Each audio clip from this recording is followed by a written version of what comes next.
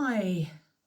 For those of you who love sport and you have it either as a pastime, you maybe have taken it a few steps further, and it's now semi-professional, could be professional, but it's all consuming in your life, then there will be moments when things don't go quite right. You hit a bad patch for whatever reason, or something has just started to affect the way you play. Slowly your confidence possibly starts to wane, and you know that your game is off.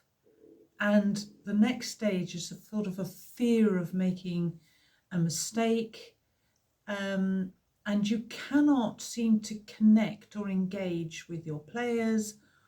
Or if you're in equestrian, you can't engage with the horse, and anxiety starts to build up as you're playing. So what do you do? Well, there could be a particular reason why your game is off. It could be, again, if you're equestrian, you could have had a bad fall, and now you're back up on the horse, and that memory is playing through of the fall. It could be that you're in football and you missed a penalty and all the emotions that went with missing that penalty. It could be in golf that you really have missed or done some bad shots, and now you're frightened of making those mistakes again, and so on. So what do you do? Well, you could consider hypnotherapy and EMDR, which is eye motion desensitization and reprocessing. So let's take hypnotherapy and see how that can help. And before I start, let me just reassure you, because I can hear what you're thinking, that if I go into hypnotherapy, she's going to put me into a trance and I'm going to dance around the room like a chicken and I won't know what I'm doing. No, I can assure you, what we're doing is clinical hypnotherapy, and you don't do that. All you need to do is to go into a relaxed state. And why a relaxed state? Well, in a relaxed state, the brain is now in alpha wave, and it is alpha wave that we want because it's a state of mind where you're very receptive and open to information and suggestions. If you think of a child from the age to about 7 or 8-ish, somewhere around there, all that time in childhood, they're in alpha wave. And we've all said, oh, look, they're like a sponge learning so quickly. Bear in mind, they learn positives and negatives very quickly. And if they're linked with emotions, they'll go to the top of the list. So when we have these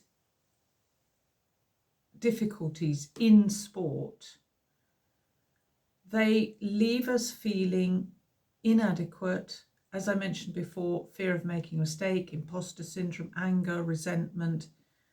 We struggle with guilt, shame, and they can be linked with an emotion that is from the past, that is stored in a certain part of the brain that hasn't been processed properly.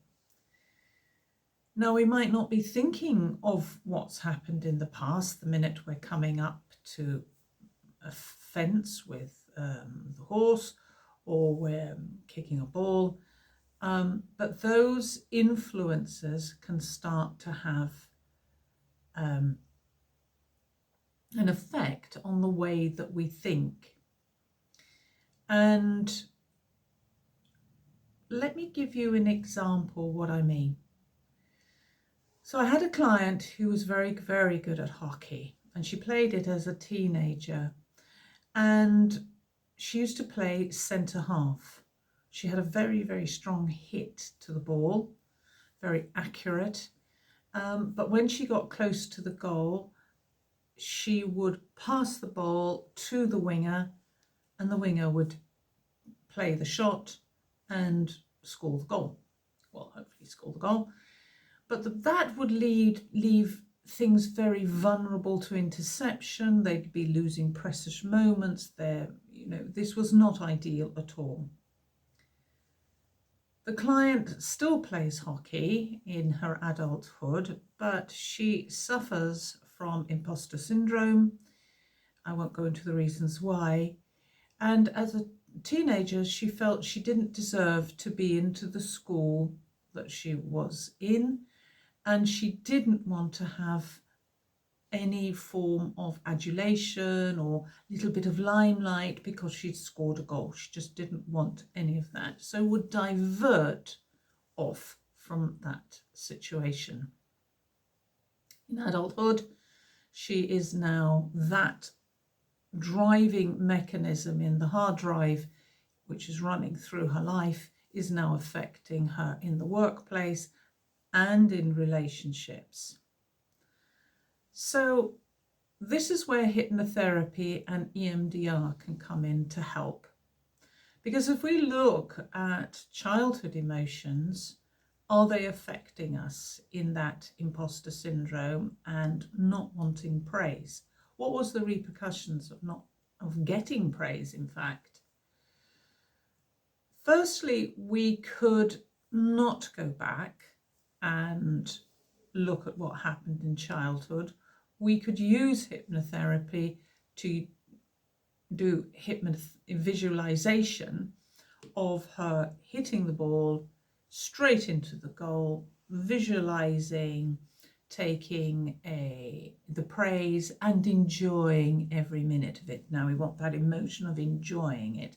We could also play that into her workplace, getting promotion, doing well, and into relationships. We could do that as well.